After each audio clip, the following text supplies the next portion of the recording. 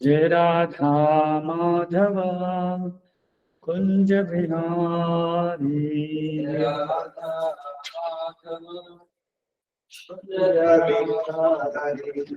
जय राधा माधव कुंज बिहारी।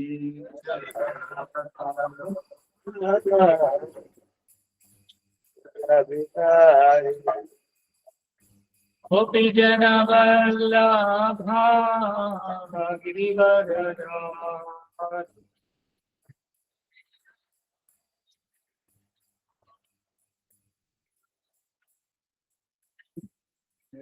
गोपी जन वल्लभा गिरिवरधारी।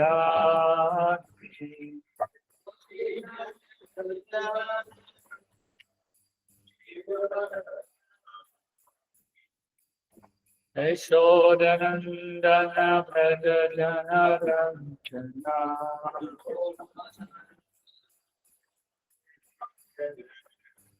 यशोदनन्दन व्रज जनरञ्जना।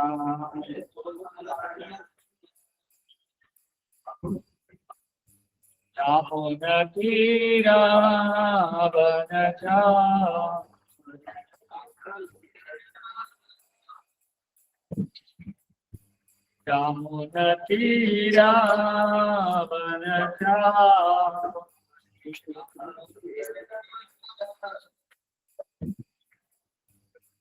जय राधा माधवा कुंज बिहारी।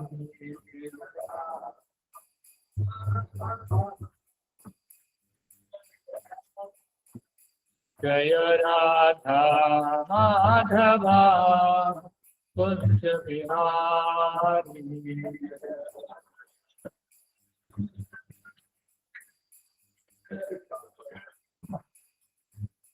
गोपी जन वल्लभा गिरिवरधारी।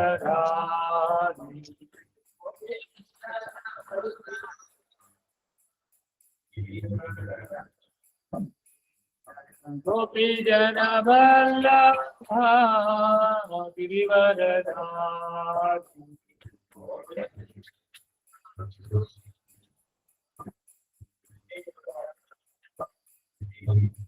यशोदनन्दन व्रज जनरञ्जना।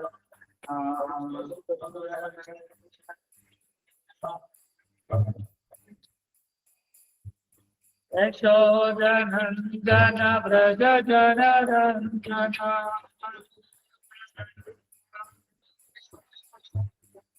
यमुनतीरावनचारि।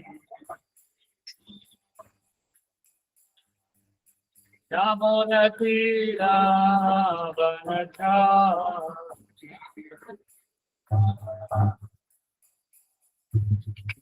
जय राधा माधवा कुंज बिहारी।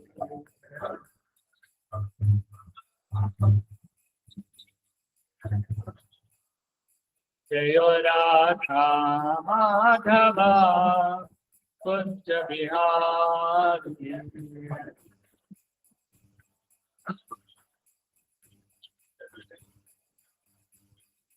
गोपी जन वल्लभा Girivardhari.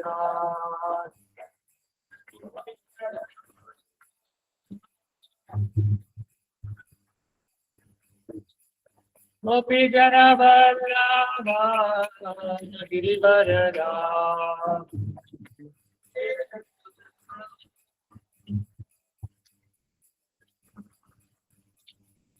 यशोदनन्दन Vraj जनरञ्जना।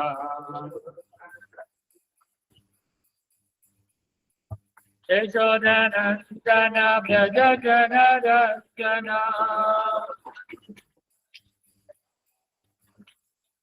यमुनतीरावनचारि।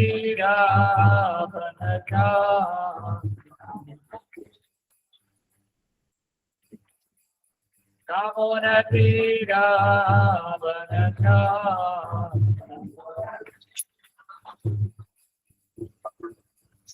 Hare Krishna, Krishna Krishna Krishna Hare Hare Hare Rama Rama Rama Hare Hare.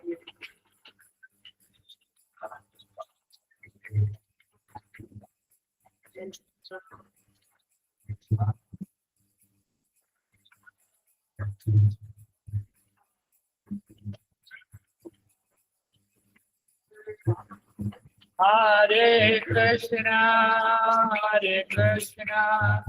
Krishna Krishna Hare Hare Hare Rama Rama Rama Hare Hare.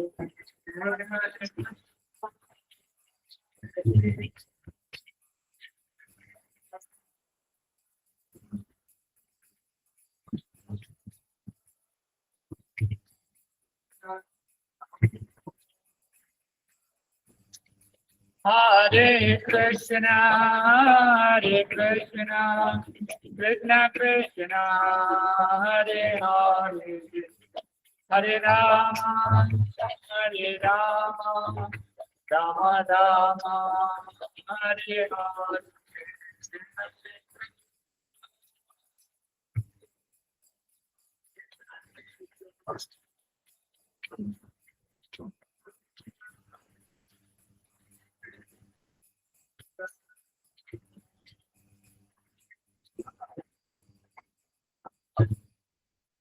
रामकृष्णपाद Paramhans परिव्राजकाचार्य स्तोत्र श्रीमद अभय चरणारविंद भक्ति वेदांत स्वामी श्रील प्रभुपाद की ग्रंथराज श्रीमद् भागवतम की। ओम नमो भगवते वासुदेवाय ओम नमो भगवते वासुदेवाय ओम नमो भगवते वासुदेवाय ओम नमो చదువుతున్నది శ్రీమద్ భాగవతము తృతీయ స్కందం 33వ అధ్యాయం 4వ శ్లోకం. తః త్వం కృతః మే చతరేణ నాథ కథం नो यस्या उदरे कुक्षी उदरे एतत् आसीत् विश्वं युगान्ते वटपत्रे एकः शेतेष्मा माया शिशुः अंघ्रि पानः तत्त्वमृतो मे जठरेण नाथ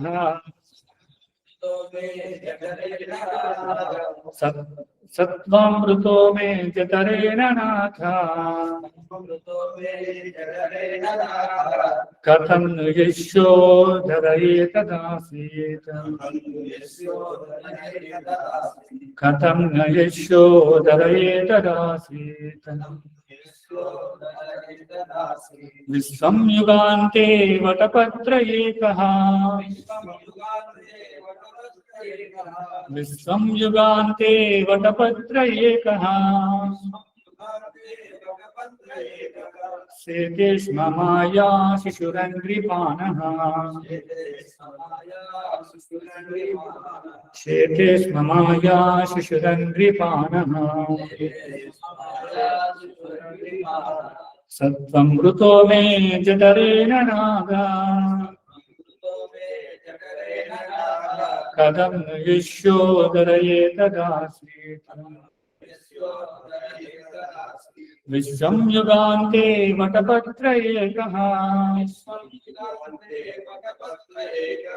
शेते स्म माया शिशुरङ्घ्रिपाणः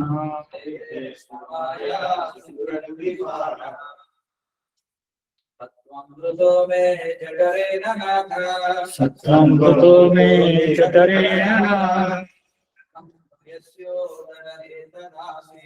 కథం యశోదరయేతదాసి విశ్వం యుగాంతే వటపత్ర ఏకః విశ్వం యుగాంతే వటపత్ర ఏకః శేషే స్మమాయా శిశురంగ్రిపాణః సత్వం భృతో మే జఠరేణ నాద సత్వం హృతో మే జఠరేణ నాద యశోదర ఏకదాసి కథం యశోదరయేతదాసి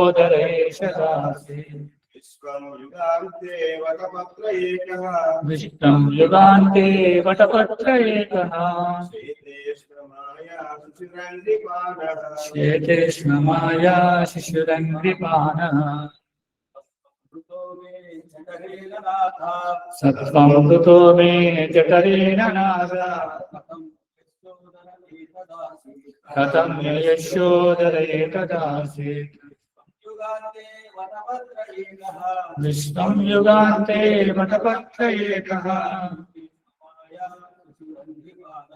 శ్వేతే స్మమాయా శిశురంగ్రిపాణః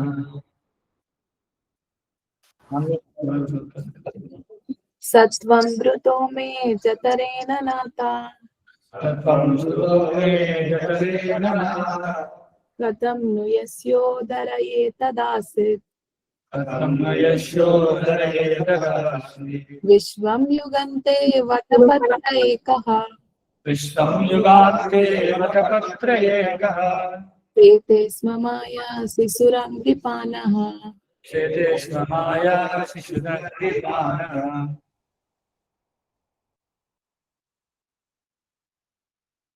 ప్రతిపదార్థములు సహా అదే పురుషుడు త్వం నీవు వృతః జన్మించితివి మే జఠరేణ నా గర్భమున నాథ హే ప్రభు కథం ఎట్లు ను అప్పుడు యశ్య యవ్వాని ఉదరే క్షియందు ఏతత్ ఈ ఆసీత్ నిలిచి ఉన్నదో విశ్వం విశ్వము యుగాంతే యుగాంతమున వటపత్రే వటపత్రముపై ఏకః ఒంటరిగా శేతేష్మ శేనింతువు మాయా అచింత్య శక్తులను కలిగి ఉండి శిశువు అంగ్రి నీ కాలి బొటన పేరుని పానము చేయుచు భావము మరియు భాష్యం ఇచ్చినటువంటి వారు అభయచరణారవింద భక్తి వేదాంత స్వామి శ్రీల ప్రభుపాద. దేవదేవునిగా నీవు నా గర్భమున జన్మించితివి. హే ప్రభు, సమస్త సృష్టిని కుక్షియందు నిలుపుకొనిన నీకిది ఏ రీతి సాధ్యపడినది?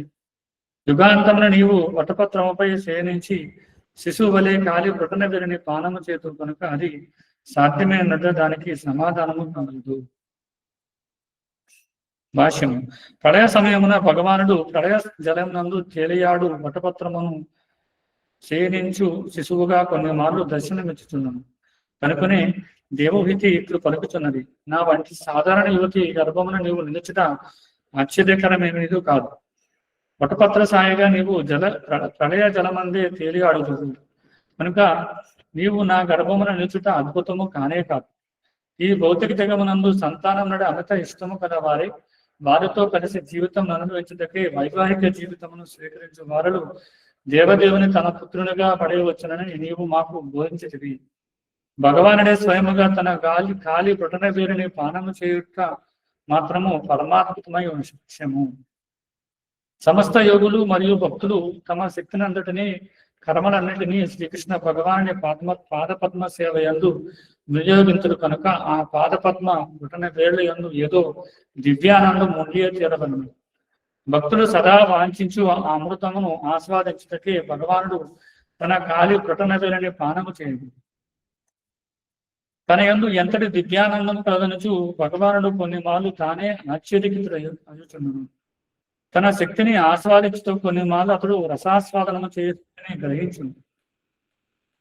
శ్రీ చైతన్య మహాప్రభు సాక్షాత్తుగా శ్రీకృష్ణుడే, కానీ తన యందు గల దివ్య రసభావనకు మధురమును అనగా భక్తులందరిలోనూ పరమోత్కృష్టాలకు ఆధారానికి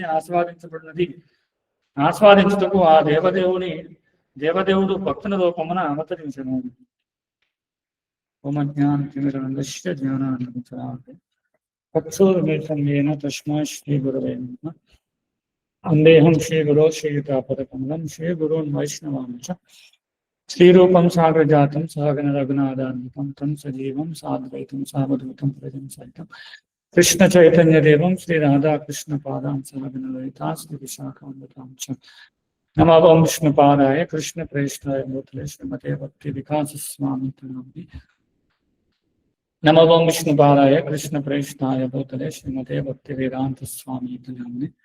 నమస్తే సారస్వతే దేవే గౌరవాణి ప్రచారిణి నిర్విశేష శూన్యవాది పాశ్చాత్య దేశతారిణి. జై శ్రీ కృష్ణ చైతన్య ప్రభు నిత్యానంద శ్రీ అద్వైత గదాధర శ్రీవాసాది గౌరవ. హరే కృష్ణ కృష్ణ కృష్ణ హరే హరే హరే రామ రామ రామ హరే హరే. శ్రీమద్ భాగవతము తృతీయ స్కందం 33వ అధ్యాయము కపిలని కార్యకలాపములు అనే అధ్యాయం చర్చిస్తున్నాం. 4వ శ్లోకం మనం ఈరోజు చర్చిస్తున్నాం. ఆ 4వ శ్లోకంలో ఈ విధంగా ప్రార్థిస్తున్నారు. దేవదేవునిగా నీవు నా గర్భమున జన్మించితివి. హే ప్రభు, సమస్త సృష్టిని కుక్షి అందు వెతుక్కున్న నీకిది ఏ రీతి సాధ్యపడినది? యుగాంతమున నీవు వటపత్రంపై సేవించి శిశువు వలె కాలి ప్రటన పేరుని పానము చేతు గనుక అది సాధ్యమేమనుట దానికి సమాధానం కాగలదు. కాబట్టి ఇక్కడ దేవహూతి భగవంతుణ్ణి ప్రార్థిస్తున్నారు. 2 శ్లోకాలను చూసినట్లయితే భగవంతుని ప్రార్థిస్తుంది. ఈ ప్రార్థనను మనం చూస్తే కుంతి మహారాణి చేసినటువంటి ప్రార్థనతో ఇంచుమించుగా సమానంగా కనిపిస్తుంటాయి. కుంతి మహారాణి కూడా భగవంతుని ప్రార్థిస్తున్నారు కదా, నువ్వు విశ్వాత్మన్ అంటే నువ్వు ప్రపంచానికి విశ్వానికి ఆత్మవు కదా అంత అని అర్థం చేసి ప్రార్థిస్తున్నాను అన్నమాట. నువ్వు సృష్టికి మూలం నువ్వే, మొత్తం అన్ని సకల సృష్టిలకి అన్ని బ్రహ్మాండాలకి మూలము నీవే అని చెప్పి కుంతి మహారాణి ప్రార్థిస్తున్నారు. కానీ అర్థం చేసుకోవడానికి చాలా కష్టం అని చెప్పి చెప్తారంట కుంతి మహారాణి ప్రార్థన. ఎందుకంటే భగవంతుని అర్థం చేసుకోవడం చాలా కష్టం. ఎందుకంటే భగవంతుడు అక్కడ కుంతి మహారాణి ప్రార్థిస్తున్నారు ఏంటంటే భయం యొక్క అధిష్టాన దేవత ఎవరైతే ఉన్నారో ఆయన కూడా నీకు చూసి భయపడుతుంటారు కదా. మనం ఆయన ఆవిడ యొక్క ప్రార్థనలో చూడొచ్చు. ఎందుకంటే సృష్టిలో జనులందరూ కూడా భయంతో ఉంటారు కదా. శాస్త్రం కూడా చెప్తున్నాయి. మనం భాగవతం చూస్తే భయం ద్వితీయాది నివిషిత అని చెప్తుంది. అంటే ఈ త్రిగుణాలలో లోపడుకున్నటువంటి జీవి ఎప్పుడు కూడా భయపడుతూ ఉంటుంది. సృష్టిలో జీవులందరూ కూడా ఎప్పుడు భయపడుతూ ఉంటారు. ఎందుకంటే చెప్తున్నాయి శాస్త్రాలు ఆహార నిద్ర భయం అంటే భయం అని చెప్తున్నారు. కానీ అలాంటి జీవులందరూ కూడా భయపడే స్థితిలో ఉన్న జీవులందరూ కూడా ఆ భయం అనే పదానికి మూలమైనటువంటి అధిష్టాన దేవత కూడా భగవంతుడికి భయపడుతుంది అని చెప్పి అక్కడ కుంతి మహారాణి ప్రార్థిస్తుంటారు. కానీ నువ్వు మాత్రము యశోదామాత చేతిలో ఉన్నటువంటి కర్రను చూసి భయపడుతున్నావు అని చెప్పి కీర్తిస్తుంటారు. కాబట్టి మనం చూస్తే ఇక్కడ పోలిక కనిపిస్తుంటుంది. ఇక్కడ కుంతి మహారాణి చేసినటువంటి ప్రార్థన చూస్తే ఇక్కడ దేవహూతి చేసినటువంటి ప్రార్థనతో చూస్తే మనకు కొంచెం పోలిక కనిపిస్తుంది. కాబట్టి అలాంటి భయానికి లోబడిపోయే జీవులందరూ కూడా భగవంతుడి కరుణ చేత భయం నుంచి బయటపడతారని మనం భాగవతంలో చాలా వృత్తాంతాలు మనం చూడొచ్చు. కాబట్టి ఇక్కడ కుంతి మహారాణి ఆమె ప్రార్థనని స్టెప్ బై స్టెప్ గా ఆమె ప్రార్థిస్తూ ఉంటుంది. మొట్టమొదటిగా ఏం చెప్తుంది, బ్రహ్మదేవుడికి నీవే మూలం. బ్రహ్మదేవుడు ఎవరు అంటే అజహ అంటే పుట్టుక లేనటువంటి, అంటే అతనికి భౌతికమైనటువంటి తల్లిదండ్రులు లేరు. నీకు పుట్టుకకి భౌతికమైన తల్లిదండ్రులు లేరు, నువ్వు స్వతంత్రుడు అని చెప్పి చెప్తుంటారు కదా. మొదటి శ్లోకంలో అదే వివరిస్తున్నారు. కానీ ఇక చూసినట్టయితే నువ్వు ఒక విధంగా స్వతంత్రుడు అయినప్పటికీ కూడా నువ్వు పూర్తి స్వతంత్రుడు కాదు. ఎలా అంటే భగవంతుడి చేత నియంత్రించబడుతుంది. కాబట్టి అలాంటి భగవంతుడు కూడా ఇప్పుడు అలాంటి బ్రహ్మదేవుడు కూడా భగవంతుని ముక్తగా చూడలేకపోయాడు. మనం చూడొచ్చు. ఎప్పుడైతే బ్రహ్మదేవుడు భగవంతుడి యొక్క నాభి కమలం నుంచి ఉద్భవిస్తాడో అతను కనీసం ఆ భగవంతుడి యొక్క పాద పద్మాలను కూడా దర్శించలేకపోయాడు. మనం చూస్తే ఎన్నో లక్షల సంవత్సరాలు, ఎన్నో కోట్ల బ్రహ్మదేవుడి యొక్క ఆయుష్ ఎంత ఉందో అంతకాలం బ్రహ్మదేవుడు తపస్సు చేస్తాడు. అంతకాలం చేసినప్పుడు కూడా భగవంతుడి యొక్క బ్రహ్మదేవుడు భగవంతుడి యొక్క ముఖాన్ని దర్శించలేకపోయాడు కదా. ఇది అంత అద్భుతమైన విషయం కాదని చెప్పి ప్రార్థిస్తుంటారు. తర్వాత ఏ విధంగా ప్రార్థిస్తున్నారు అంటే, నువ్వు సాంఖ్యతత్వం ద్వారా జనుల్ని ఉద్ధరించడానికి ఆ సాంఖ్యతత్వాన్ని ఇచ్చావు కదా, నా ద్వారా జనులందరికీ కూడా ఈ సాంఖ్యతత్వాన్ని వివరించావు. ఎందుకు అంటే ఈ జనులందరూ కూడా మళ్ళీ ముక్తి సాధించి మళ్ళీ భగవద్ధామం చేరడం కోసము ఈ విధమైన తత్వాన్ని నా ద్వారా జనులందరికీ ఇచ్చావు. కానీ అది కూడా అంత అద్భుతమైన విషయం కాదు కదా. కానీ ఇక్కడ ఈ శ్లోకంలో చెప్పినట్లుగా నువ్వు చిన్నపిల్లవాడిగా కదా, చిన్నపిల్లవాడిగా ఒక వటపత్రం పైన శయనించి ఉన్నాం. కానీ అది కూడా అద్భుతమైన విషయం కాదని చెప్తున్నాను. కానీ అద్భుతమైన విషయం, అత్యంత అద్భుతమైన విషయం ఏంటంటే నీ యొక్క గాలి బొటన వేలని నువ్వే ఆస్వాదించడం, నువ్వే పానము చేయడం అని చెప్పేది చాలా చాలా అద్భుతమైన విషయం అని చెప్పి ఈ శ్లోకంలో కీర్తిస్తున్నారు. కాబట్టి దానికి కారణాలు వివరిస్తున్నారు. గోపాల వారి శ్లోకం యొక్క భాషలో వివరిస్తున్నారు. ఎందుకు భగవంతుడు అతని యొక్క కాలి బొటన వేలు ఏదైతే ఉందో తనని పానము చేస్తున్నాడు, ఎందుకు అలా చేయడం జరిగిందనే విషయాన్ని ప్రభుపాద వారు ఈ శ్లోకం యొక్క భాషలో వివరిస్తున్నారు. కానీ ఈ విషయం ఎవరికి అర్థమవుతుంది కదా. మనం ఇది ఇప్పుడు ఇక్కడ మహారాణి వివరిస్తున్నారు ఏంటి, ఇది ఆశ్చర్యం ఏమీ కాదు. కానీ ఎవరికి ఆశ్చర్యంగా అనిపిస్తుంది అంటే మాయావాదులకి కదా, ఎవరైతే భక్తులు కానటువంటి వాళ్ళు ఉన్నారో వాళ్ళకి ఆశ్చర్యంగా అనిపిస్తుంది కదా. భగవంతుడు చెప్పిన జన్మ కర్మచమే దివ్యం ఏవం యుగేతి తత్వత చక్రాదేహం పునర్జన్మ నైతి మామైతే సూచన. కానీ భగవంతుడు చెప్పిన నా యొక్క జన్మ కర్మలు దివ్యమైనవని తెలుసుకోవాలి, అతి దివ్యమైనవని చెప్తున్నాడు భగవంతుడు. కానీ అది ఎవరికైనా చెప్తుంటే మాయావాదులకో లేదంటే అభక్తులకో చెప్పినప్పుడు ఏమనుకుంటారంటే ఆశ్చర్యంగా అనిపిస్తుంది. అదేంటి, భగవంతుడు కూడా సాధారణ జీవిలాగానే భూమి మీద అవతరించాడు కదా, ఒక సాధారణ మనిషిలాగా భూమి మీద వచ్చాడు. అతని యొక్క కర్మలు ఏ విధంగా దివ్యమై ఉంటాయి, కొంచెం అద్భుతంగా చేసి ఉండొచ్చు కానీ అవి ఏ విధంగా దివ్యమై ఉంటాయి అని అర్థం కాదు వాళ్ళకి. ఏమీ దాన్ని ఆశ్చర్యంగా దాన్ని అనుకుంటారు. ఇదేంటి అలా సాధ్యమవుతుంది, మనం ప్రచారం చేసుకుంటూ చెప్తే అది అలా ఆశ్చర్యం కదా. ఎందుకంటే వాళ్ళు భగవంతుడి దగ్గర నుంచి ఏదైతే భగవంతుడు చేసిన లీలలు ఏవైతే ఉన్నాయో వాటిని వాళ్ళు దాన్ని ప్రదర్శిద్దామని చూస్తుంటారు. వాళ్ళకి అది ఆశ్చర్యంగా అనిపించదు. ఎందుకంటే ఇప్పుడు చూడండి, భగవంతుడు ఎంతో మంది గోపికతో నృత్యం చేస్తున్నారు. అదే వీళ్ళు ఏం చేస్తారు, ఇప్పుడు మన సినిమాలో చూడొచ్చు, రకరకాల హీరోలు రకరకాల హీరోయిన్స్తో చాలా మంది కదా అమ్మాయిలతో నృత్యం డాన్స్ చేస్తూ ఉంటారు రకరకాల సినిమా పాటలను పెట్టుకుని. అంటే ఇది ఏమనిపిస్తుందో, ఇది నేను చేస్తున్నాను, సినిమాలో చేస్తున్నాను, కానీ భగవంతుడు ఏం చేశాడు, భగవంతుడు భూమి మీద వచ్చినప్పుడు ఆయన కూడా అదే చేశాడు. అంటే ఆశ్చర్యంగా అనిపించదు. మనం ఎప్పుడైనా చెప్పామనుకోండి, ఇది దివ్యమైంది, ఇది నువ్వు చేసే నృత్యం అనేది కాదు భగవంతుడు చేసేది, అది దివ్యమైంది, ఇది నువ్వు చేసేది ఏంటంటే ఇది ఏమంటారు దాన్ని రివర్స్ లో చేస్తున్నాము, భౌతిక ప్రపంచంలో అంతా కూడా ఇది రివర్స్ లో పనిచేస్తుంటుంది, అది భగవంతుడితో చేసేది ఎంతో సమానం కాదని చెప్పామనుకోండి ఆశ్చర్యంగా చూస్తారు. అదేంటి అలా చదువుతుంది. అందుకే భగవంతుడు కూడా చెప్తున్నాడు, అజోపి సన్నవి ఆత్మ భూతానాం ఈశ్వరోపి సన్. భగవంతుడు చెప్తున్నాడు, నా యొక్క జన్మము నేను జన్మించినప్పటికీ కూడా కదా నా యొక్క దివ్యమైంది, ఎవరైతే అర్థం చేసుకుంటారో మళ్ళీ తిరిగి భౌతిక ప్రపంచానికి రావాల్సిన అవసరం.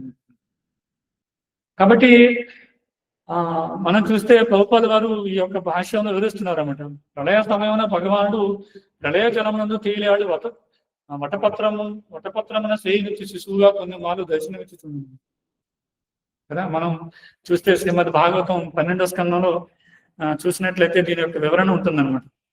మార్కండేయ ఋషికి భగవంతుడు ఆ విధంగా దర్శనమిస్తాడు. మనం శ్రీమద్ భాగవతం 12వ స్కంధంలో 9వ అధ్యాయంలో చూసినట్లయితే అక్కడ మార్కండేయ ఋషి అక్కడ చెప్తున్నాడు అనమాట. సూత గోస్వామి, మనం ఆ యొక్క వివరణ కొన్ని చిన్న అధ్యాయం ఇది వివరణ మనం చదవడానికి ప్రయత్నం చేద్దాం. సూత గోస్వామి పలికెను, మహామతియగు మార్కండేయ ఋషిచే వనచ్చబడు సుతులచే సరసుకుడగు నారాయణుడు సంతుష్టుడయ్యాడు. అంతటా అతడు మహోన్నతులకు ఆ మృగవంశీయునిచే ఇట్లు పలికెను. శ్రీ భగవాను వాచాడు. భగవానుడు పలికెను, మార్కండేయ, నిజముగా నీవు బ్రహ్మర్షులలో శ్రేష్ఠుడు. సుస్థిరముకు పరమాత్మ ధ్యానము చేతను అట్లే నీ అనన్య భక్తిని, తపస్సును, వేదాధ్యయనమును, ఖచ్చితముగు నియమపాలనను నా ఎడ కేంద్రీకరించుట చేతను నీవు నీ జీవితమును సిద్ధిని పొందితివి. అక్కడ భగవంతుడు వివరిస్తున్నాడు మార్కండేయుని. నీ నైష్ఠిక బ్రహ్మచర్య వ్రతముతో మేము పూర్ణ సంతుష్టమైతిమి. నేను అభీష్టవరదుడును కనుక కోరిన వరమును అడుగుదుము, నీకు శుభము కలుగుకలదు. కాబట్టి ఇక్కడ ఎప్పుడైతే మార్కండేయ మహర్షితో ఆయన సంతృప్తి పొందాడో అతను కోరికలు కోరుకోమని అడిగారు అన్నాడు. ఋషి పలికను, దేవదేవ, జయము జయము అచ్యుత, శరణాగతులకు భక్తుల సమస్త క్లేశములను నీవు తొలగించవు. నీ సందర్శనమే నేను కోరిడి వరము. ఏమంటున్నాడు ఇక్కడ? నీ దర్శనమే నా కోరిక, అంతకు మించి వేరే కోరిక లేదని చెప్తున్నాను. యోగ సాధన యందు తమ చిత్తములు పరిపక్వమైన పిమ్మట నీ పాద పద్మములను దర్శించడం చేతనే బ్రహ్మాది దేవతలు తమ మహోన్నత పదములను పొందగలిగిరి. దేవా, అట్టి నీవు ఇప్పుడు స్వయముగా నాకు దర్శనం చెప్తుంది. ఇంకా కొనసాగిస్తున్నాడు. పుండరీకాక్ష పుణ్యశ్లోక శిఖామణి, నీ దర్శనము చేతనే నేను సంతుష్టుడైనప్పటికీ దేని ప్రభావం చే లోక పాలకులతో పాటు సమస్త లోకము సద్వస్తువు నందు వేదమును గాంచును. అట్టి నీ మాయను నేను చూడకూడదును. కోరుతున్నాను, మాయ ఏ విధంగా ఉన్నదని నేను చూడాలని చెప్పి భగవంతుని నారాయణని ఇక్కడ ప్రార్థిస్తున్నాడు అన్నమాట. సూత గోస్వామి పలికను, మునివర్య, సౌనక, మార్కండేయుని పూజాస్తుతులచే సంతుష్టుడైన భగవానుడు నవ్వుచు అట్లే అగుగాక అని పలికి పిదప బద్రికాశ్రమమును చెంది ఉన్న తన ఆశ్రమమునకు పోయెను. కాబట్టి ఆయన కోరికను తీర్చడం కోసము భగవంతుడు సరే అని చెప్పి బద్రికాశ్రమానికి వెళ్ళాడు. భగవన్మాయమును చూడవలనని తన కోరికను సదా తలపోయచు ఆ ఋషి అగ్ని యందు, సూర్యుని యందు, చంద్రుని యందు, భూమి యందు, వాయువునందు, మెరుపునందు, హృదయమునందు భగవాన్ నిరంతరము ధ్యానించుతూ మనస్సునందే నానా రకములకు పూజా ద్రవ్యములచి అతన్ని అర్చించుచు ఆశ్రమమునందు నిలిచి ఉండను. కానీ ఒకప్పుడు అతడు భగవత్ ప్రేమ తరంగములచే విఫలుడై తాను వనచ్చడి నిత్యార్చనమును మరుచుతున్నాను. కాబట్టి ఏం జరిగాడు? అర్చన విధానం మర్చిపోయారండి. ఎందుకు? ఆయన ఎప్పుడు కూడా ప్రతి చోట కూడా భగవంతునే గాంచాలనే కోరిక, తీవ్రమైన కోరిక వల్ల ఆయన అర్చన విధానం కూడా మర్చిపోయాడు. ఎందుకంటే ఆయన ఆ స్థాయికి వెళ్ళాడు కాబట్టి ఎవరైతే ఉన్నతమైన స్థాయిలో ఉన్నారో వాళ్ళ భక్తులు కొన్ని సడలింపులు కూడా ఉంటాయి. కాబట్టి మీరు చెప్పిన బ్రాహ్మణ, సౌనకుడా, మృగశ్రేష్ఠుడా, మార్కండేయుడు ఒకరోజు పుష్పభద్ర నదీ తటమున సంధ్యావందనము చేయుచుండగా హఠాత్తుగా తీవ్రము గాలి వీయుచొచ్చెను. ఎందుకంటే ఆయన కోరుకున్నాడు భగవంతుడి యొక్క మాయాశక్తి ఎలా ఉంటుందో చూడాలని కోరుకున్నాడు. కాబట్టి అది మొదలైంది. ఆ వాయువు ప్రచండముగు ధ్వనిని కలిగించినదే భీకరముగు మేఘమును తీసుకుని వచ్చాను. అవి మెరుపులతోనూ ఉరుములతోనూ కూడినవై రథచక్రముల వలె అన్ని దిక్కులను వర్షధారములు కురిపించినవి. కాబట్టి ఆ వాయువు ఎలా ఉందంటే ప్రచండమైన ధ్వనిని చేస్తూ భీకరమైన మేఘాలను తీసుకొచ్చినవి. మేఘాలు ఎలా వస్తే వాయు ప్రభావంతో వస్తాయి. అవి మెరుపులతోనూ ఉరుములతోనూ కూడినవై రథచక్రముల వలె అన్ని దిక్కులను వర్షధారములు కురిపించినవి. పిదప 4 మహాసాగరములు వాయువుచే దిగిన తరంగములతో అన్ని దిక్కుల నుండి భూతలములను ముంచివేయసాగినవి. ఆ సముద్రములు ఉగ్రమము సముద్ర ముషలతోనూ భీకరమగు సుడిగుండములతోనూ అమంగళమయ్య గర్జనలతోనూ నిండి ఉండెను. ఏ విధంగా ఉందంటే అవి వర్షధారలు సముద్రంగా కనిపించాయి. ఆ సముద్రంలో భీకరమైనటువంటి ముసలలు, సుడిగుండాలు, అమంగళకరమైన శబ్దాలు వినిపించసాగాయి. కర్కసమగు వాయువు చేత, మెరుపుల చేత ఎగసడి మహా అలలు చేత తనతో పాటు విశ్వమందరి సకల జీవులు అంతర్బాహ్యములతో పీడింపబడినటువంటి ఋషి గాంచను. సమస్త ధరణి మునిగిపోగా అతడు ఖిన్నుడు, వీతుడు అయ్యను. కాబట్టి ఆ యొక్క ప్రభావాన్ని చూసి అతడు భయానికి లోనయ్యాడు. మార్కండేయుడు చూస్తుండగానే మేఘముల నుండి కురిచెడి వర్షము సముద్రమును నింపివేయగా ఆ మహాసముద్రము ప్రచండ వాయువులచే చెలరేగిన ఘోరమగు తరంగములను కూడినదై ధరణి యొక్క ద్వీపములను పర్వతములను వర్షములను ముంచివేసెను. కాబట్టి ఆ సముద్రం ఎలా ఉందంటే చాలా ఉధృతంగా కొనసాగుతూ అన్నిటినీ కూడా ద్వీపాలని అన్నిటిని కూడా ముంచివేస్తుంది. ఆ జలము భూమిని, అంతరిక్షమును, దివిని, దేవతాలోకమును ముంచివేసెను. నిజముగా సమస్త విశ్వము అన్ని దిక్కులలో మునిగిపోగా దాని అందరి జీవులలో ఒక్క మార్కండేయుడే మిగిలి ఉండెను. జటలు చెదిరిగిపోగా ఆ ఋషి ఒంటరిగా మూగవాని వలె అందుని వలె జలమునందు తిరుగుతొచ్చెను. ఏం జరిగింది? మొత్తం అందరూ కూడా ప్రళయంలో అందరూ మునిగిపోయారు. కానీ ఒక మార్కండేయ ఋషి మాత్రమే ఒక్కడే అలా ఉండిపోయి మాట్లాడకుండా ఒక గుడ్డివాడిలాగా అలా ఉండిపోయాడు సముద్రంలో, జలమునందు. తప్పులచే దుఃఖితుడు, మకర తిమింగళాదులచే దాడి చేయబడిన వాడు, వాయువు తరంగములచే పీడితుడైన అతడు తాను పడినట్టు దుస్తరముకు అంధకారమున అగమ్యముగా తిరిగను. అతిగా అలసిన అతడు దిక్కులు తెలియక భూమి ఆకాశంలో గుర్తింపజాలకపోయాను. ఏమైంది? మొత్తం తిరుగుతున్నాడు, ఎక్కడ ఏం కనిపించలేదు. ఇది మనం ఈ సన్నివేశం చూడొచ్చు.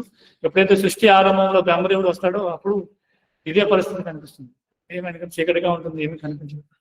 కాబట్టి అదే పరిస్థితిని ఇప్పుడు ఈ సృష్టి వెలిగే సమయంలో కూడా ఇక్కడ మార్కండేయుడు చూస్తున్నాడు. అతడు ఒకప్పుడు మహాసుడి గుండములో మునుగుచు, మరొకప్పుడు ఉత్తంగ తరంగములచే తాడుకునొచ్చుండెను. ఇంకొకప్పుడు పరస్పరము దాడి చేసుకుని భయంకరముకు జలజంతువులు అతనిని మింగివేయటకు యత్నించుచు భీతిని కలిగించను.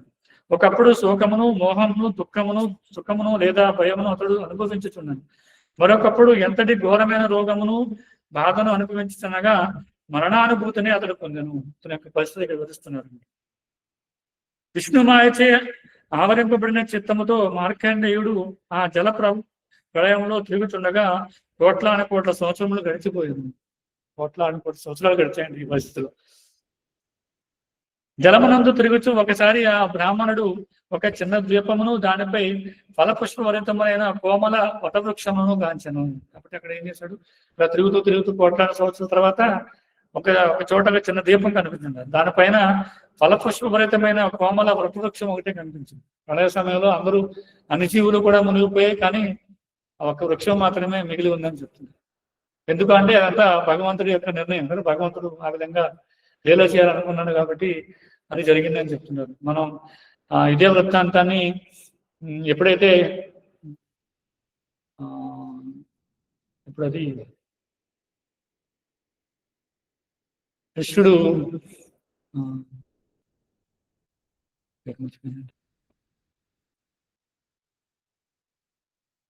సర్పం యొక్క అహంకారాన్ని తీస్తాడు కదా, కాళీయమర్దనం. కాళీయమర్దనం జరిగినప్పుడు కూడా చూస్తే కాళీ యొక్క విష ప్రభావం వల్ల చుట్టూ అన్ని వృక్షాలు కూడా చనిపోతాయి అన్నమాట, అన్ని ఎండిపోతాయి. కానీ ఒక కదమ వృక్షం మాత్రమే మిగిలి ఉంటుంది. చూడొచ్చు కానీ ఎందుకు కృష్ణుడు ఆ కదమ వృక్షం పైనుంచి దూకుతాడు అన్నమాట. ఆ లీల చేయడం కోసం ఆ వృక్షం ఎన్నో కాలంగా అక్కడ ఇంకా జీవంతో ఉంటుందన్నమాట. ఎందుకంటే భగవంతుడి యొక్క పాదస్పర్శ కోసం ఆ వృక్షం ఆ వరాన్ని పొందింది. ఆ కదమ వృక్షం ఆ వరాన్ని పొందింది. కాబట్టి అదే విధంగా ఇక్కడ మనం చూస్తే మొత్తం సృష్టి విలయంలో మొత్తం చూస్తే అన్ని కూడా జలంలో మునిగిపోయాయి, కానీ ఇక్కడ వటవృక్షం మాత్రమే మిగిలి ఉందని చెప్తున్నారు. ఎలా ఉంది? ఫలపుష్పాలతో శోభితమై ఉన్నది. ఆ వృక్షం యొక్క పూర్వోత్తర భాగంలో ఒక శాఖపై పత్రపుటమున శయనించి ఉన్న ఒక శిశువు అతనికి కనబడను. ఆ శిశువు తేజము అంధకారము నశింపజేయుచుండెను. కాబట్టి అప్పుడు అంతా ఎలా ఉంటుంది? చీకటిగా ఉంటుంది మొత్తం. మనం చూడొచ్చు, ఏదైనా పెద్ద తుఫాను వచ్చింది అనుకోండి, ఎలా ఉంటుంది? కరెంటు పోతుంది, స్తంభాలు పడిపోతే అంతా చీకటిగా ఉంటుంది, ఏం కనిపించదు అన్నమాట. ఆ సమయంలో ఎలా ఉందంటే ఒక శాఖ పైన పత్రపుటం పైన శయనించి ఉన్న ఒక శిశువు కనిపిస్తుంది. ఆ శిశువు యొక్క ప్రభాషం ఎలా ఉంది అంటే, ఆయన యొక్క దేహకాంతి ఎలా ఉంది అంటే, ఆ కాంతి వల్ల మొత్తం అంతా అంధకారం అంతా నశించిపోయింది. ఆ శిశువు యొక్క శ్యామల వర్ణము నిర్మల మరకతమని రంగు వలె ఉండేది. అతని ముఖమండలము సౌందర్య నిధితో శోభిల్లుచుండెను. అతని కంఠము శంఖము వలె రేఖలను కలిగి ఉండెను. విశాలమగు వక్షస్థలమును, చక్కని నాసికను, సుందరమైన కనుబొమ్మలను, దానిమ్మ పుష్పములను పూరినవి శంఖమును పూరిన అంతర్వలయమును కలిగినవై రమ్యము కర్ణములను అతడు కలిగి ఉండెను. అతని కొలకులు పద్మకార్ణిక వలె ఎర్రగా ఉండెను. పగడము వంటి అదరముల తేజము అతని అమృతమయము మనోహరమునకు దరహాసమును కొద్దిగా ఎర్రగా నడిచింది. శ్వాసించినప్పుడు అతని సుందరము కేశములు చరించుచుండెను. వటపత్రమున పోలిన అతని ఉదరము పైని చలించడి ముడతలచే లోతైన నాభి వంకర తిరుగుచుండెను. ఆ శిశువు తన పాదపద్మమున తన సుందరముకు వేడతో కూడిన హస్తములతో పట్టుకొని కాలి బొటన వేలును తన నోటిలో పెట్టుకుని పానము చేయుటను గాంచి బ్రాహ్మణుడు ఆశ్చర్యచకితుడయ్యాను. ఆశ్చర్యం ఇప్పుడు చెప్తున్నా కదా, ఆశ్చర్యం కూడా ఏంటి ఆశ్చర్యం? అన్నిటికన్నా అద్భుతమైనది ఏంటి అంటే ఇవన్నీ కాదు. బ్రహ్మదేవుడు కీర్తించడం, లేకపోతే బ్రహ్మదేవుడు పుట్టుక లేనివాడైనా కూడా ఆయనకి సృష్టికి కావలసినవి నువ్వు అందించడము, లేదంటే ఈ సాంఖ్యతత్వాన్ని నువ్వు వివరించడము, లేకపోతే ఈ వటపత్రం పైన శయనించడము, ఇవన్నీ ఆశ్చర్యకరమైన విషయం ఏంటంటే నీ యొక్క కాలి బొట్టన వెళ్ళని పానము చేయడం అని చెప్తుంది. కాబట్టి అదే విషయం ఏం జరిగింది ఇక్కడ. బ్రాహ్మణుడు ఏం చేస్తున్నాడు? అంత విడయంలో కూడా భగవంతుడు ఒక పత్రం పైన, ఒక చిన్న పత్రం పైన శయనిస్తూ ప్రశాంతంగా కాలి ఎలా ఉంటారు కదా చూడండి, చిన్నపిల్లలు ఉంటారు, వాళ్ళు ప్రశాంతంగా ఉంటారు, వాళ్ళకి ఏం తెలియదు అనమాట. వాళ్ళు చక్కగా ఒక బొటన వెళ్ళిన చూస్తున్నాం కదా, చేతి బొటన వేలని నోట్లో పెట్టుకుని సప్పలిస్తూ జరిగింది చూస్తుంటారు. అక్కడ భగవంతుడు అంత ప్రశాంతంగా ఉండడం చూసి అతను ఆశ్చర్యానికి, ఎందుకంటే ప్రళయ సమయంలో చాలా పెద్ద పెద్ద వాళ్ళు, పెద్ద పెద్ద వృక్షాలు చూసాం కదా, మొసళ్ళు అన్ని కూడా ప్రళయంలో మునిగిపోతూ ఉన్నాయి. కానీ ఒక చిన్న పిల్లవాడు పత్రం పైన ఉంటూ కాలి బొటన వేలని నోట్లో పెట్టుకుంటే ప్రశాంతంగా ఉంటూ చూస్తే అతనికి ఆశ్చర్యానికి లోనయ్యాడట. ఆ బాలుని చూసినంతనే మార్కండేయుని అలసట అంతయు తొలగిపోయాను. మహదానందంతో అతని నయన కమలముతో పాటు హృదయ పద్మము పూర్తిగా వికసించగా అతనికి రోమాంచమయ్యాను. ఆ అద్భుత బాలుని గుర్తించటంలో కలవరపడిన వాడే ఋషి అతనిని సమీపించను. కాబట్టి అతనికి అర్థం కాలేదు, కానీ చాలా ఆనందం కనిపించింది. ఎందుకంటే ఎవరో ఏం కనబడట్లేదు. కాబట్టి ఆ పరిస్థితుల్లో ఒక బాలుడు కనిపించినప్పుడే అతనికి అలసట అంతా తీరిపోయినాడు. మహదానందంతో అతని యొక్క రోమాంచితమైంది. కాబట్టి అతను ఎవరని తెలుసుకోవడం కోసం అతను ఆ బాలుడి దగ్గరికి వెళ్ళాడని చెప్తున్నాడు. అదే క్షణమున బాలుని విశ్వాసముచే మార్కండేయుడు దోమ వలె అతని రోమం శరీరంలోకి లాగివేయబడను. అతడు సమస్త విశ్వము ప్రళయమునకు పూర్వము ఎట్లుండనో అదే రీతిగా ఉండటం కాంచి విమోహితుడు అతి విస్మృతుడు అయ్యాను. ఏం జరిగినప్పుడు అప్పుడు అతని యొక్క శ్వాస యొక్క కారణం చేత మార్కండేయుడు అతని యొక్క శరీరంలోకి వెళ్ళిపోయాడు. వెళ్ళిన తర్వాత ఏం జరిగింది? ఈ సృష్టి విలయం తరక్క ముందు ఏ విధంగా ఉందో ఆ పరిస్థితిని అంతా కూడా అతని యొక్క శరీరంలో అతను చూడగలిగాడు. భగవంతుడి యొక్క శరీరం అతను చూడగలిగాడు. ఆకాశము, స్వర్గ భూలోకములు, నక్షత్రములు, పర్వతములు, సముద్రములు, ద్వీపములు, వర్షములు, సకల దిక్కులు, సురాసుర జీవులు, అరణ్యములు, దేశములు, నదులు, పురములు, గనులు, గ్రామములు, వ్రజములు, వర్ణాశ్రమములు, వాటి వృత్తులు అనేది సమస్త విశ్వమును ఆ ఋషి గాంచెను. మూలభూతములు, వాటి గౌణ పదార్థములను, నానా యుగ కల్పములను నియంత్రించే కాలమును అతడు చూచెను. దీనితో పాటు అతడు జీవన యాత్రలో ఉపయోగపడుటకు సృజింపబడిన సమస్తమును దర్శించెను. సత్యమైనట్లు మగుచు తన ఎదుట ప్రకటమైన దాని అతడు గాంచెను. కాబట్టి అదంతా కూడా చూశారండి. రకరకాల పర్వతాలు, వృక్షాలు ఏదైతే పూర్వం ఉందో అవన్నీ కూడా మళ్ళీ చూడగలిగాడు అని చెప్తున్నాను. కాబట్టి ఈ విధంగా భగవంతుడు అలాంటి శిశువుని చూడడం, ఆశ్చర్యం లోనవడం ఏదో జరుగుతుందన్న. కాబట్టి ఇక్కడ మనం చూడొచ్చు, ఆచార్యులు కూడా భగవంతుడి యొక్క పాద పద్మాలని ఎక్కువగా కీర్తిస్తుంటారు. మనం చూస్తే చాలా భాగవతం, భగవద్గీత లాంటి గ్రంథాలు కూడా చూడొచ్చు. చాలాసార్లు ఈ పదం వస్తుంది, భగవంతుడి యొక్క పాద పద్మాలకు శరణాగతి కదా. భగవంతుడు మనం రోజు పాడుతాం గురుముఖ పద్మవాక్యం. భగవంతుడి యొక్క ఎవరైతే భగవంతుడి యొక్క పాద పద్మాలను ఎవరైతే ఆశ్రయించున్నారో అలాంటి వైష్ణవుడి యొక్క పాద పద్మాలను మనం ఆశ్రయించాలని చెప్తున్నాం. కాబట్టి మనం చూడొచ్చు, రూప గోస్వామి కూడా ఆయన కీర్తిస్తున్నారు. ఏంటి అంటే ఆయన ఆలోచిస్తున్నారండి. ఏంటంటే భగవంతుడి యొక్క పాదాలు ఆయన తేనెతో పోలుస్తారు. భక్తులని ఆయన ఏ విధంగా పోలుస్తారని తేనెటీగ ద్వారా పోలుస్తారు. అంటే భక్తుల యొక్క మనసు ఎప్పుడు ఏ విధంగా ఆలోచిస్తుందంటే ఆ యొక్క తేనెని ఆస్వాదించడం కోసం ఆలోచిస్తుందని చెప్తుంటారు కదా. తేనెటీగలు ఏం చేస్తాయి? ఎప్పుడు కూడా తేనె ఎక్కడ దొరుకుతుందని చెప్పి తిరుగుతూ ఉంటుంది. ఆ విధంగా భగవంతుడి యొక్క భక్తులు భగవంతుడి యొక్క పాద పద్మాల యొక్క ఆశ్రయం కోసం ఎదురు చూస్తూ ఉంటారు.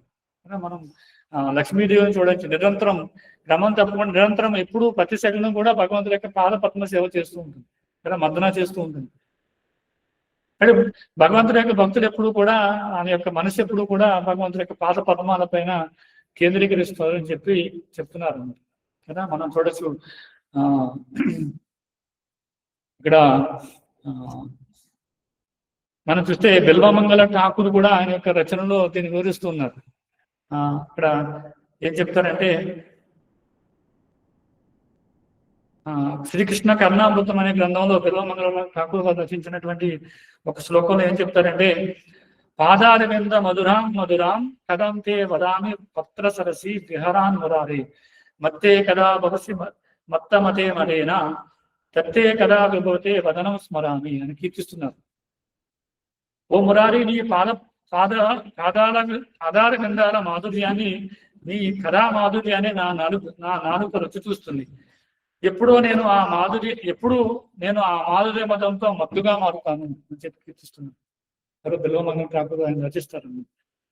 అంటే భక్తులందరూ కూడా, ఆచార్యులందరూ కూడా ఎప్పుడూ కూడా భగవంతుడి యొక్క పాద పద్మాల యొక్క సేవ కోసం, పాద పద్మాల యొక్క మాధుర్యాన్ని ఆస్వాదించడం కోసం ఎదురు చూస్తుంటారు. అందుకే రూపగోస్వామి భగవంతుడి యొక్క పాద పద్మాలని తేనెతో పోలుస్తారు. కాబట్టి ఇక్కడ మనం చూస్తే ఎందుకు మరి భగవంతుడు ఆయన యొక్క పాదం యొక్క బొటన వేలిని పాలనం చేస్తున్నాడని చెప్పి ఇక్కడ ప్రభుపాద వారు వివరిస్తున్నారు. ఎందుకంటే ఎందుకు భక్తులందరూ కూడా ఈ విధంగా నా పాద పద్మ ఆశ్రయం కోసం ఎదురు చూస్తున్నారు, ఎప్పుడు నాకు సేవ చేయాలని కోరుకున్నారు. దీంట్లో మాధుర్యం ఏమిటి అసలు? అందరూ కూడా కదా, ఎంతో మంది భక్తులు, ఒక వైష్ణవ ఆచార్యులు అయితే నఖస్తుతి చేస్తారు. భగవంతుడి యొక్క పాద పద్మ యొక్క వేడి, బొటన వేడి యొక్క గోరు ఏదైతే ఉందో దాన్ని కీర్తించడం కోసం నఖస్తుతి చేస్తారు. అది అనంతంగా ఉంటుంది కదా, ఒక జన్మ సరిపోదని చెప్తున్నారు ఆచార్యులు. ఎందుకు ఎంత తీవ్రంగా నా పాదాల యొక్క ఆశ్రయం కోసం ఎంతమంది జనులు, ఎంతమంది భక్తులు ఎందుకు ప్రార్థిస్తున్నారు?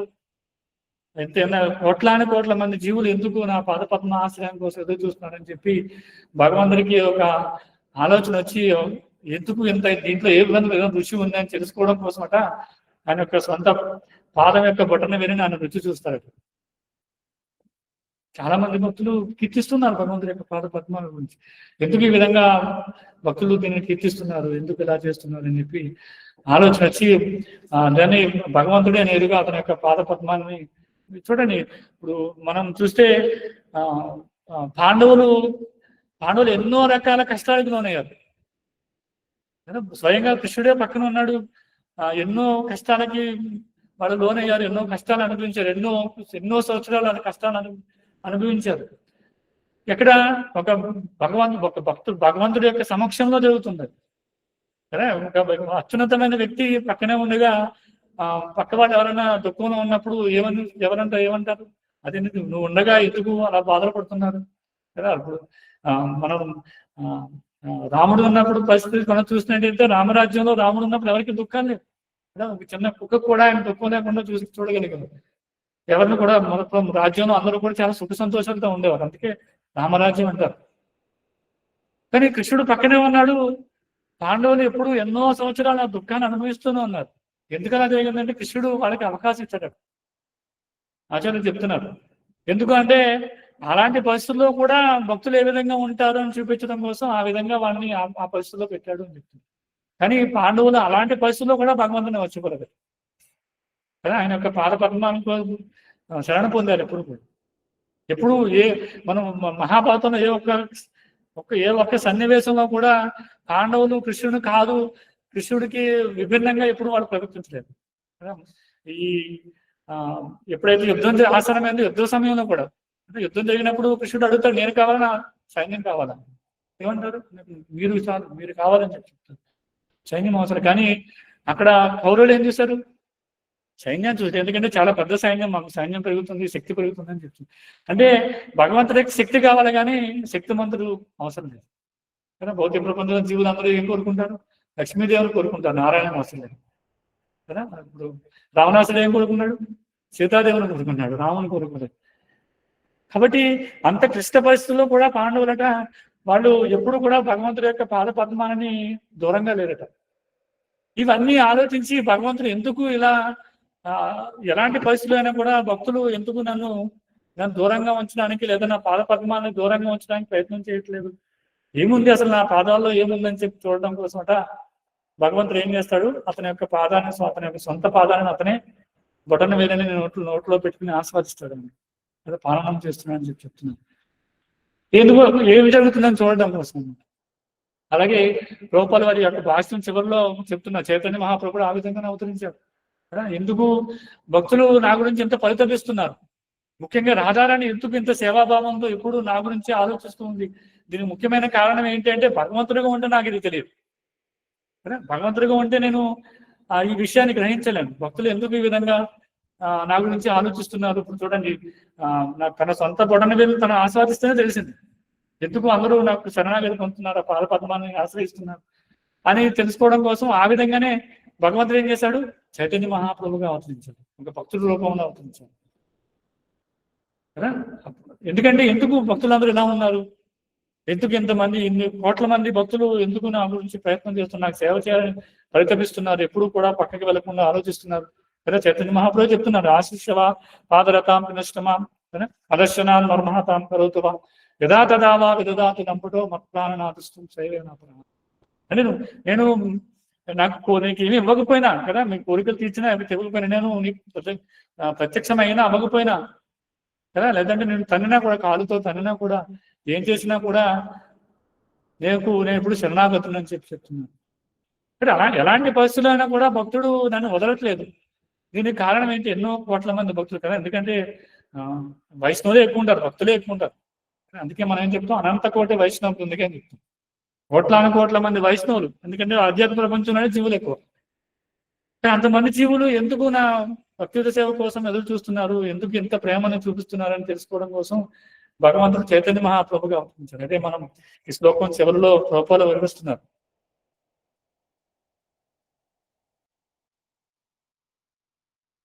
చెప్తున్నారు చూడండి, చివరిలో చెప్తున్నారు, సమస్త యోగులు మరియు భక్తులు తమ శక్తినంతటిని కర్మలన్నింటినీ శ్రీకృష్ణ భగవాని పాదపద్మ సేవ అందే వినియోగింతురు కనుక ఆ పాదపద్మ బ్రొటన వేలు యందు ఏదో దివ్యానందం ఉండి తీరవలు. భక్తులు సదా వాంఛించు ఆ అమృతంను ఆస్వాదించుటకే భగవానుడు తన కాలి బ్రొటన వేలుని పానము చేయును. భక్తులు సదా వాంఛించు ఆ అమృతంను ఆస్వాదించుటకే భగవానుడు తన సొంత బ్రొటన వేలుని తను ఆస్వాదించాడు. తన యందు ఎంతటి దివ్యానందం కలగచ్చు భగవానుడు కొన్ని మాలు తానే ఆశ్చర్యచకితుడయ్యుచును. తన శక్తి ఆస్వాదించదు కొన్ని మానవుడు రసాస్వాదనము చేయు స్థితిని గ్రహించును. శ్రీ చైతన్య మహాప్రభు సాక్షాత్తుగా శ్రీకృష్ణుడే, కానీ తన యందు గల దివ్య రసభావనకు మధురమును ఆస్వాదించుటకు ఆ దేవదేవుడు భక్తుని రూపమును అవతరించను. కాబట్టి చైతన్య మహాప్రభు యొక్క అవతరణ యొక్క ముఖ్యమైనటువంటి ఒక కారణం ఏంటంటే ఇదొక కారణం. ఇంకో కారణం ఏంటి అంటే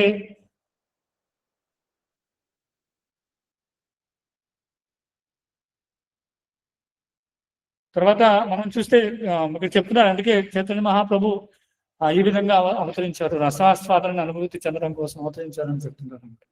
కాబట్టి భగవంతుడు తన సొంత ఖాళీ పుటనమైన పానం చేయడానికి గల ముఖ్యమైన కారణం ఏంటంటే ఈ విధమైన కారణం అని చెప్పి ప్రభుపాద వారు ఈ యొక్క భాష్యంలో వివరిస్తున్నారు అన్నమాట. కాబట్టి ఇది ఇక్కడ వివరించినట్లుగా ఇది అందరికీ సాధ్యం కాదు. అందుకే చెప్తున్నా చూడండి, ఎంతో మంది ప్రయత్నం చేసినా కూడా రకరకాల యోగ విధానాలలో జ్ఞాన యోగము, అష్టాంగ యోగ విధానము, కర్మయోగము, ఎన్నో రకాల యోగ విధానంలో ప్రయత్నం చేసినా కూడా భగవంతుడి యొక్క లీలన్నీ తెలుసుకోవడం సాధ్యం కాదు.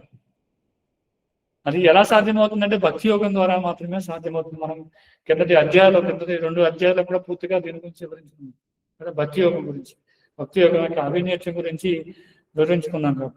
కాబట్టి ఇది ఒక సాధారణ మాయావాదులకో అభక్తులకో ఈ విషయాలు అర్థం కావు, ఇది ఆశ్చర్యంగా అనిపించదు కదా. అందుకే చెప్తున్నారు, ప్రార్థిస్తున్నారు, నాకు ఇది అంత అద్భుతంగా కనిపించట్లేదు ఇవన్నీ కూడా. ఎందుకంటే ఇది సాధ్యం. ఎందుకు సాధ్యం అంటే నువ్వు అక్కడ పరంధాముడు, అన్నిటికీ నువ్వే మూలము, అన్ని నీ దగ్గర నుంచి వస్తున్నాయి. కాబట్టి నువ్వు ఈ సాంకేతత్వం ఇవ్వడం అనుకో, లేదంటే బ్రహ్మదేవుడికి జ్ఞానాన్ని ఇవ్వడం గురించో, లేదంటే నువ్వు నాకు సొంత పుత్రుడిగా జన్మించడమో, ఇవన్నీ కూడా అద్భుతంగా ఏం కనిపించట్లేదు. మహాద్భుతమైన విషయం ఏంటంటే నువ్వు నీ సొంత కాలు పట్టణమేనని నువ్వు ఆస్వాదించడం, పానం చేయడం ఏదైతే ఉందో అది అద్భుతమైంది అని చెప్తున్నారు. కాబట్టి ఈ విషయం తెలుసుకోవాలంటే ఇది భక్తి యోగము ఒక పరంపర ద్వారా మాత్రమే అది సాధ్యమవుతుంది. కానీ ఏదో మానసిక కల్పం ద్వారా భగవంతుడి గురించి తెలుసుకోవాలంటే సాధ్యం కాదన్నమాట కదా. ఎంతమందికి వటపత్ర స్థాయి విష్ణువు కదా, వటపత్ర స్థాయి గురించి ఎంతమందికి తెలుస్తుంది కదా. అందరూ చాలా మంది ఇళ్లలో పెట్టుకుంటుంటారు, ఆ ఫోటోని పెట్టుకుంటుంటారు, ఆ విగ్రహం, కొంతమంది విగ్రహాలు పెట్టుకుంటారు కదా. ఎంతమందికి ఈ వివరణ తెలుసు కదా? మార్కండేయుని దర్శించినటువంటి వివరణ ఎంతమంది తెలుస్తుంది? కానీ ఆ వివరణ యథార్థంగా అర్థం చేసుకోవాలంటే భాగవతం చదువు. భాగవతంలో చాలా వివరించారు ఎందుకు ఆ వివరణ ఆ విధంగా భగవంతుడు ఆ విధంగా ప్రత్యక్షమయ్యాడు, ఆ విధంగా ఎందుకు ఆ లీల చేశాడు అని చెప్పడం కోసం మార్కండేయుని కోరుకున్నారు. ఆ విధంగా భగవంతుని చూడాలని కోరుకున్నాడు, మాయా రూపంలో చూడాలని కోరుకున్నాడు. కాబట్టి ఆ అవకాశం ఇవ్వడం కోసము భగవంతుడు ఆ విధంగా అవతరించాడు. తర్వాత ఇదో కారణం, భగవంతుడు ఆస్వాదించడం, పాదపద్మాన యొక్క రుచిని ఆస్వాదించడం కోసము ఆ విధంగా లీల చేశాడని చెప్పి ఎంతమంది తెలుస్తుంది? చాలా మందికి వటపత్ర సాయి అంటారు, కొంతమంది దురదృష్టవశాత్తు సాయిబాబాను కూడా ఆ విధంగా కీర్తిస్తుంటారు. ఆ విధంగా సాయిబాబాను ఆ విధంగా ఒక పత్రంలో కూర్చోబెట్టిన సన్నివేశాలు కూడా చూశాను, అలాంటి ఫోటో కూడా చూశాను ఒకరింట్లో. చూడండి, దురదృష్టవశాత్తు అలా జరుగుతుంది. నేను ఒక చోట చూస్తే అనంత శేషు పైన గాంధీని కూర్చోబెట్టారు. అంటే వీళ్ళ యొక్క ఆలోచన ఏంటంటే భగవంతుడి యొక్క చేసిన లీలలు దివ్యమైనవి విషయం తెలుసుకోవాలన్నమాట. అవి వాళ్ళకి ఏమీ పెద్దగా ఆశ్చర్యంగా కనిపించదు. ఏంటి ఇదంతా ఒకటే సామాన్య మానవుల్లో చేశాడు కాబట్టి వాటిని మనం అనుకరించచ్చని అనుకుంటాం. కాబట్టి అనుకరణలో భాగంగా ఏం చేస్తారు, ఈ విధంగా పత్రం పైన రకరకాల వాళ్ళని పడుకోబెట్టడం కదా, ఆ విధంగా చిత్రీకరించడం, అనంత శేషు పైన గాంధీని కూర్చోబెట్టడం ఇలా జరుగుతుంది. కాబట్టి చేయాల్సినటువంటి ముఖ్యమైన విషయం ఏంటంటే శ్రీమద్ భాగవతాన్ని ప్రచారం చేయడం, భాగవతాన్ని అందరికీ వినిపించడం, భాగవతాన్ని అందరి ఇంట్లో కూడా తీసుకెళ్లి పెట్టడం. ఆ విధంగా అర్థమవుతుందంట నిజంగా వటపత్ర సాయి యొక్క వివరణ ఏ విధంగా ఉంది, ఏ విధంగా మనం అర్థం చేసుకోవాలి, దాని యొక్క వివరణ ఏంటనేది తెలుస్తుంది. లేదంటే ఇలా అపోహకి వెళ్ళిపోయి భగవంతుని యొక్క లీలలు సాధారణమైనగా అనుకుని అవి కూడా మనం అనుకరించడానికి ప్రయత్నం చేస్తున్నాం. అది సాధ్యం కాదు. అందుకే శ్లోకం యొక్క భాషలో వివరిస్తున్నారు. అది సామాన్యులకి ఏదో సామాన్యంగా అనిపిస్తుంది అనమాట. ఇది అద్భుతంగా ఇదేదో అద్భుతమో లేదంటే ఆశ్చర్యంగా అలా అనిపించడం అనమాట. ఇదేమో భగవంతుడు చేసిన లీలలు చాలా పవిత్రమైనవి, ఆ విధంగా అర్థం చేసుకోలేదు. కాబట్టి చాలా చాలా ముఖ్యమైన విషయం ఏంటంటే ప్రచారం, శ్రీమద్ భాగవతాన్ని ప్రచారం చేయడము, భాగవతాన్ని అందరికీ అందించడం అనేది చాలా చాలా ముఖ్యమైనటువంటి పని మన పైన ఉందన్నమాట. హరే కృష్ణ. ఏమైనా ప్రశ్నలు, సూచనలు, సలహాలు? ఎవరికైనా ఏమైనా ప్రశ్నలు ఉన్నాయా?